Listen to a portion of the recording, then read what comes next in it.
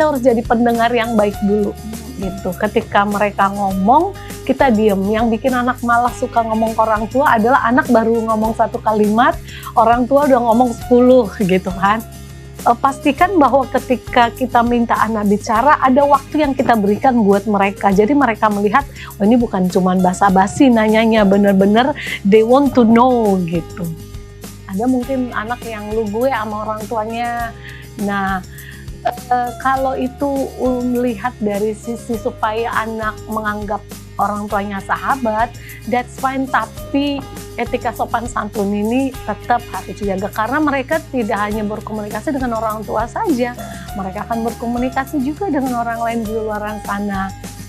Jangan marahin mereka, sebesar apapun kesalahan yang mereka lakukan, dengarkan mereka dan rangkul mereka, doakan.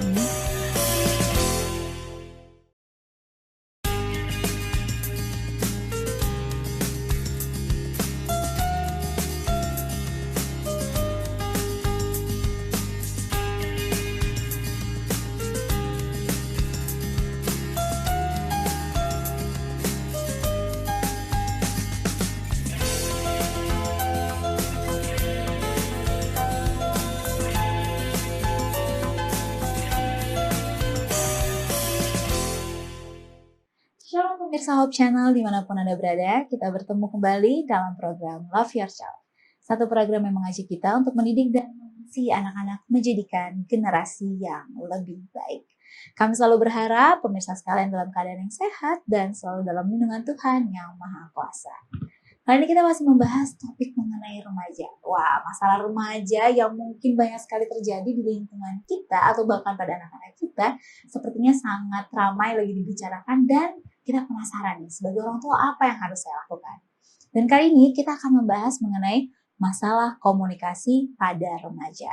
Apa aja sih masalah komunikasi pada remaja yang biasanya terjadi dan juga kadang berakibat pada masalah komunikasi remaja dengan kita sebagai orang tua. Kita akan membahasnya bersama dengan narasumber yang telah hadir, yaitu Ibu Ellen Gultom. Beliau merupakan seorang tenaga pengajar dan penulis artikel remaja di salah satu tabloid di Indonesia. Shalom Ibu Ellen. Shalom Eva. Apa kabar Bu? Luar biasa. Terima kasih. Eva, apa kabar? Puji Tuhan baik. Puji Tuhan. Nah, ini ngomongin soal komunikasi. Kayak komunikasi ini kata-katanya simpel.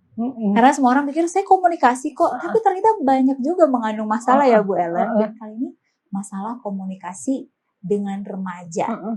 Kenapa Bu Ellen mau ngangkat masalah ini terlebih dahulu? Baik, jadi masalah komunikasi ini ya seperti Eva bilang tadi, what's a big deal ya, apa masalah apa, setiap hari kita bicara sama anak-anak, tapi ini komunikasi yang lebih, ya bisa juga sebenarnya komunikasi setiap hari di rumah.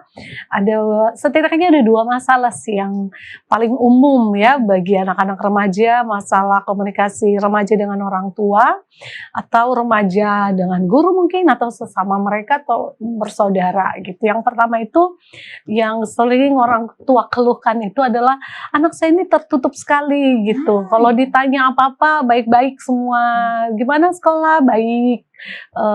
Padahal nanti orang tua dengar anaknya ada masalah dari yang lain, dari anak lain ngadu atau dari orang tua, tapi setiap ditanya saya nggak apa-apa gitu. Jadi masalah ketertutupan anak pada orang tua ini yang menjadi tantangan orang tua nih, gimana caranya supaya anak saya ini mau terbuka ke saya, deket ke saya, apa-apa cerita ke saya. Banyak sih orang tua saya tahu yang berhasil ya membuat anaknya terbuka kepada orang tua, tapi banyak juga orang tua yang masih nggak menemukan caranya bagaimana supaya anak saya ini dekat dengan saya, terbuka. Karena itu yang kita harapkan sebagai orang tua. Betul. Keterbukaan dari anak, apa yang terjadi di hidup, apa yang dia rasakan, itu sangat penting bagi orang tua. Tapi masalahnya adalah banyak remaja yang sangat tertutup kepada orang tua mereka. Jadi yang pertama tuh masalah yang sering terjadi adalah tertutupnya ya para remaja ke orang tua. Nah, apa berikutnya nih Bu? Nah, masalah yang lain yaitu yang masalah komunikasi sehari-hari, masalah sopan santun, ya kan? Jadi banyak anak remaja ini kurang sopan bicara sama orang tua, cara bicara kepada orang tua, cara bicara kepada orang yang lebih tua, kepada guru. Banyak juga kan yang mengeluhkan ya guru kok anak-anak sekarang kalau ngomong kok kurang sopan ya, atau sesama saudara atau sama teman, cara bicaranya. Jadi masalah sopan santun atau etika berbicara yang dua ini sih yang paling banyak, yang paling umum ya masalah komunikasi pada remaja yang kita lihat. Yaitu masalah kurang terbukanya para remaja dan juga sopan santun. Nah, tapi Ibu Ellen nih, sebelum kita masuk gimana caranya, saya mau tanya dulu, kenapa sih anak-anak remaja tuh bisa sampai tertutup dan bisa sampai nggak sopan? Itu kenapa? Betul, ini yang harus pertama orang tua tahu ya. Kalau bertanya-tanya kenapa kok anak saya nggak terbuka ke saya, ya kita harus tahu penyebabnya. Benar, sebelum jangan-jangan kita yang bikin, ya kan? Jangan-jangan kita yang bikin. Yang pertama, bisa aja memang karena anak itu introvert ya. Introvert ini kan ada sifat manusia ya. Jadi tidak semua anak memang ekstrovert yang terbuka semua diceritakan ke orang tua. Ada anak yang introvert, tetapi walaupun anak ini introvert, sebenarnya kita sebagai orang tua bisa membuat mereka berbicara kepada kita. Caranya adalah yang pertama, kita harus jadi pendengar yang baik dulu gitu. Ketika mereka ngomong, kita diem. Yang bikin anak malah suka ngomong ke orang tua adalah anak baru ngomong satu kalimat, orang tua udah ngomong 10 gitu kan. Jadi dengar, lalu biar mereka selesai semua bicara apa yang di hatinya, dan ketika mereka menyampaikan isi hatinya, kita nggak boleh menghakimi. Itu sih yang pertama. Jadi pertama kita dengar, yang kedua kita nggak boleh menghakimi mereka dengan apa yang mereka pikirkan. Kita katakan kamu salah atau nggak boleh begitu, jangan langsung kita hakimi sebelum kita mendengar sampai selesai. Jadi pendekatan kita juga kepada anak menolong mereka untuk mau terbuka. Lalu yang kedua, untuk anak yang sangat introvert ya, yang memang nggak suka ketemu orang tua, caranya adalah boleh orang tua mulai curhat duluan kepada anak, dipancing maksudnya, dipancing. Jadi contoh cara memancing nih, kalau orang tua hanya sekedar bertanya, how was your school, gimana di sekolah hari ini, anak akan simply answer, fine, baik-baik aja, maaf Pak, gitu ya. Jadi cara yang paling pas mengorek apa yang terjadi, kita menanyakan jawaban, jangan ended answers ya, tapi open answer. Umpamanya kita tahu ada nama temennya dia, gimana kabar si Jonathan contohnya, dia masih satu kelas nggak sama kamu? Jadi dipancing dengan pendekatan ya. Iya, pertanyaan membuka yang membuat dia harus menjawab. Jadi kalau pertanyaannya sekedar yes no, lalu baik-baik aja, nah itu sebenarnya kita tidak membuat anak membuka diri pada kita. Jadi ini teknik bertanya, kita harus tahu ya, harus tahu. Jadi kita menanyakan kegiatan dia atau gurunya, kita tanya, kita tebak-tebak aja gitu, sehingga itu membuat dia mulai bercerita. Atau kita curhat duluan. Hari ini mami ketemu ini loh, gini. Ketika mereka melihat kita ngomong, suka terbuka sama mereka, mereka akan cerita juga. Akan cerita. Lalu yang berikutnya, cara anak supaya terbuka sama kita, harus ada waktu yang luang. Maksudnya jangan kayak hanya basa-basi sekadar lalu apa kabar. Jadi harus ada memang waktu yang mereka lihat ketika mereka bercerita, ini mami saya, papi saya ini punya waktu mendengar saya. Jadi bukan sekedar basa-basi. Nah, kalau saya biasanya lagi jalan sore atau pagi dengan anak berdua gantian umpamanya, sepanjang jalan kami bercerita. Nah itu hal-hal yang nggak pernah kalau di rumah hanya lewat itu keluar semua. Jadi kalau kita jalan tuh nggak terasa udah berapa putaran gitu. Jadi pastikan bahwa ketika kita minta anak bicara, ada waktu yang kita berikan buat mereka. Jadi mereka melihat, oh ini bukan cuman basa-basi nanyanya, bener-bener they want to know gitu. Nah, ini benar kita masih akan bahas. Tadi kan udah dibeberin nih beberapa cara-cara untuk memancing anak yang tadinya tertutup ya. Dan pemirsa, kita masih akan membahasnya. Tetaplah bersama kami di Love Your Child.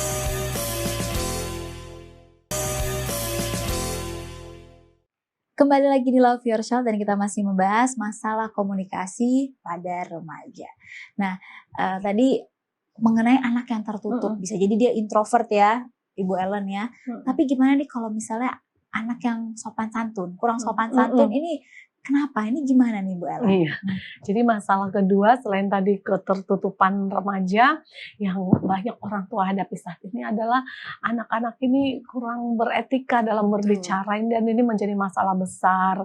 Anak berteriak di rumah, cara anak menjawab orang tua mereka, merespon orang tua mereka. Nah, ini banyak dialami orang tua ya terhadap anak-anak remaja mereka. Jadi mengajarkan sopan santun itu yang pertama sekali adalah dari orang tua, memberi contoh. Jadi kalau orang tua nggak suka teriak di rumah, pasti kok anak-anaknya nggak suka teriak. Jadi kalau anak-anak suka teriak di rumah, cara menjawab itu pasti mereka meniru orang tua mereka. Tapi saya nggak mau nyalakan semua orang tua. Bisa aja mereka karena pengaruh tontonan atau pengaruh lingkungan yang lain. Tapi yang jelas kalau ini terjadi di rumah tangga kita, anak-anak kita, ini harus diperbaiki sopan santun. Jadi ajarkan anak untuk bicara kepada orang tua yang sopan, jangan memakai kata kamu kepada orang tua, tapi hormat, tunjukkan hormat gitu kepada orang tua, bahkan kepada mereka di dalam rumah, saudara. Jadi seperti di rumah itu pernah yang kalau kita tanya anak kita, bayangin saya tanya anak saya sekali, terus dijawabnya tanpa pakai mami, mamanya mau kemana, mau ke sana. Jadi mau kemana saya ulang sampai dia sadar, oh iya mau ke sana mami, gitu. Jadi jangan anggap sepele ya. Mungkin kita merasa karena kita pengen deket gitu, jadi anak kayak bebas aja ngomong sama teman. Ada mungkin anak yang lugu ya sama orang tuanya. Nah, kalau itu melihat dari sisi supaya anak menganggap orang tuanya sahabat, that's fine. Tapi etika sopan santun ini tetap harus dijaga karena mereka tidak hanya berkomunikasi dengan orang tua saja, mereka akan berkomunikasi juga dengan orang lain di luar sana. Jadi peran orang tua mengajarkan sopan santun itu sangat penting. Tidak berteriak, tidak ngomong kasar, tidak ngomong kotor. Ya, yang pertama orang tua memberikan teladan, contoh. Lalu yang kedua anak diberikan edukasi bagaimana beretika dalam berkata-kata. Wah, karena masalah sopan santun ini bukan hanya soal komunikasi aja ya, bahkan dari komunikasi bisa jadi tindakan karena mereka nganggap remeh komunikasi yang mereka anggap tidak sopan ini jadi hal yang biasa. Nah, lanjut nih Bu Ellen. Tadi kan udah dibeberin penyebabnya dan masalah-masalah apa saja yang terjadi. Lantas gimana caranya kita sebagai orang tua, bahkan saat ini yang menonton ada tenaga pengajar juga, memperbaiki, cara memperbaiki komunikasi yang kurang baik ini ya, sempat rusak dengan anak remaja khususnya. Iya, baik. Jadi kalau saat ini ada orang tua di luar sana yang mengalami masalah komunikasi dengan remaja, yang pertama adalah kita harus introspeksi diri dulu sebagai orang tua ya, apa yang salah, kenapa anak saya tidak mau terbuka kepada saya. Jadi yang pertama yang kita lakukan, ajak anak bicara, panggil saat ini juga, mungkin setelah tayangan ini ya, panggil anak itu berdoa dulu ya, ada sesuatu yang ingin kita perbaiki di antara kita ya, sampaikan kepada kalau orang tuanya mau bicara duluan, silakan sampaikan apa yang orang tua mau. Pokoknya apapun kamu mau pergi kemana, kamu kasih tahu gitu. Kita ada masalah komunikasi ini dan ini menimbulkan hubungan kita jadi nggak bagus sebagai orang tua dan anak gitu ya. Ini kita bicara dalam remaja ya, remaja yang kalau kita ngomong tuh sebenarnya sudah paham ya, sudah paham gitu. Beda lagi kalau kita ngomong ke anak-anak. Tapi yang banyak masalah kan dengan remaja ya. Setelah itu minta anak bicara. Ya, apa yang kamu mau sampaikan? Lalu buka telinga lebar-lebar, jangan langsung menghakimi, meng-cut gitu anak baru ngomong sedikit, langsung kita membela. Kalau memang menurut anak ada yang salah kita sebagai orang tua, kita harus minta maaf, mengakui Nggak ya. boleh gengsi nih ya Bu. Oh iya, oh ternyata ini toh yang anak saya selama ini rasakan. Semua orang tua pasti menyayangi anaknya dan mau melakukan yang terbaik buat anaknya. Cuman banyak orang tua yang nggak sadar nih bahwa dari perlakuan kita kepada anak, kita justru sedang merusak hubungan kita dengan anak. Jadi kita pun perlu belajar dari anak saya, dari anak-anak saya juga belajar. Anak saya udah dari mereka umur berapa, 15 tahun, saya ingat pertama kali anak saya pertama tuh sudah kasih nasihat ke saya. Wah, Mami, begini-begini. Dan sebagai orang tua kita harus terbuka, merendah hati, belajar dari anak. Apa sih yang anak mau dari kita. Jadi komunikasi itu kan harus dua arah. betul. Jadi ketika itu rusak, diperbaikinya harus dua belah pihak. Jadi jangan selalu menganggap orang tua benar, anak salah, tetapi harus koreksi, introspeksi diri masing-masing dan ayo kita perbaiki sama-sama. Seperti itu. Berarti ada caranya jangan menghakimi, lalu buka telinga Iya, lebar-lebar. dengarkan mereka. Dan terima ya kalau mereka kasih Iya. input ke kita. Lantas ada lagi nggak cara membangun komunikasi ini? Berikutnya, kalau anak bercerita kepada kita, pastikan kita bisa menjaga rahasia mereka. Supaya next time berikutnya mereka akan percaya, oh kalau saya cerita ke mama saya, dia jaga rahasia. Itu gimana maksudnya Bu Ellen? Jadi umpamanya anak curhat ke kita, kita bisa tanya kepada anak, boleh nggak ini mama sampaikan kepada papa. Ketika anak bilang enggak, mama aja, kita harus jaga itu kepercayaan mereka. Dan kita juga nggak boleh curhatan anak tentang temennya. Lalu kita ceritain ke mama-mama teman kita yang lain. Atau terkadang yang menjadi banyak masalah adalah sering orang tua menganggap enteng masalah yang dihadapi anak, kita tertawakan seolah-olah itu lucu. Padahal bagi anak itu sesuatu yang serius. Terus kita tanpa sadar menceritakan ke orang lain sambil tertawa. Nah itu menyakitkan hati anak dan membuat anak berikutnya nggak akan cerita lagi, kapok gitu. Karena kalau saya ceritakan, mama anggap itu jokes, lelucon, lalu mama sampaikan ke orang lain. Jadi jaga kepercayaan anak. Ketika mereka curhat ke kita, kita harus bisa menjaga rahasia mereka. Wah, jadi penting untuk menjaga rahasia bahkan sama ayahnya juga Iya, ya? kalau memang ayahnya tidak perlu tahu, ya kita jaga. Tapi ketika itu masalah yang berat, nah sepertinya papa harus tahu. Nanti Tetap harus kasih tahu. Gitu kalau itu menurut kita sesuatu masalah yang cukup berat, suami kita harus tahu, bapaknya harus tahu, kita kasih tahu ke anak. Biasanya kan takut papanya marah, ya, gitu kan. Tapi kita berikan, nah kalaupun kamu salah dalam hal ini, tidak apa-apa, ini untuk kebaikanmu. Artinya kita kasih jaminan bahwa semua akan baik-baik aja. Terima kasih kamu sudah terbuka. Nah itu yang selalu saya wanti-wanti juga ke anak-anak saya. Apapun masalahmu, cerita gitu ya. Jangan sampai kamu depresi, kamu pendam sendiri, cerita. We are here for you gitu. Nah, ini menarik sekali nih, bahwa ternyata penting banget kita sebagai orang tua tahu masalah apa dan tahu juga menjaga privasi dari anak kita. Betul. Kita akan membahasnya nih, saya jadi penasaran gimana akibatnya kalau ternyata kita nggak jaga komunikasi yang baik dengan anak-anak kita. Dan pemirsa, tetaplah bersama kami di Love Your Child.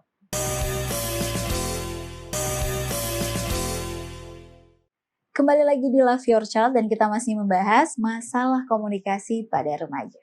Di segmen-segmen sebelumnya kita telah membahas ternyata banyak sekali masalah dan ternyata ada juga cara-cara yang sebenarnya nggak terlalu susah ya, Bu Ellen ya, untuk dilakukan oleh orang tua asalkan ada kemauan dan juga bisa ada diperbaiki. Masih bisa diperbaiki. Apalagi kan komunikasi ini seharusnya menjadi satu hal yang sewajarnya ya, sewajarnya dapat diperbaiki, baguslah sehari-hari apalagi dalam keluarga. Nah, sebelum kita mengakhiri lah tayangan kita ini, apa sih akibatnya kalau komunikasi buruk ini tuh masih terus ada di antara orang tua dan anak-anak? Baik. Jadi tadi ketika masalah komunikasi ini dibiarkan, betul ya, hubungan menjadi tidak baik. Nah, ini sesuatu yang harus segera diperbaiki. Mengapa kalau hubungan kita dengan anak tidak baik, suasana di rumah kan juga berarti jadi nggak baik. Benar. Ada yang berbeda. dingin, tidak ada kemesraan, Diem-dieman ya, di rumah. diem-dieman. Nah itu sesuatu yang kita nggak boleh biarkan. Efeknya ke anak apa? Iya. Kalau ini dibiarkan tidak diperbaiki. Sebenarnya perlu kerendahan hati aja dari orang tua ya untuk mau memperbaiki. Kalau tidak, nah efeknya yang pertama anak akan curhat ke sosial media. Media Wow. sosial. Kalau orang tua tidak bisa diajak curhat, anak akan mencari tempat curhat yang lain. Yang paling cepat itu media sosial. Mereka akan ketik isi hati mereka semua di sana. Dan saya temukan banyak ini. Banyak di sosial media yang saya punya curhatan-curhatan. Jadi bukan cuman mama-mama suka curhat, anak-anak juga curhat, dan ini berbahaya kan.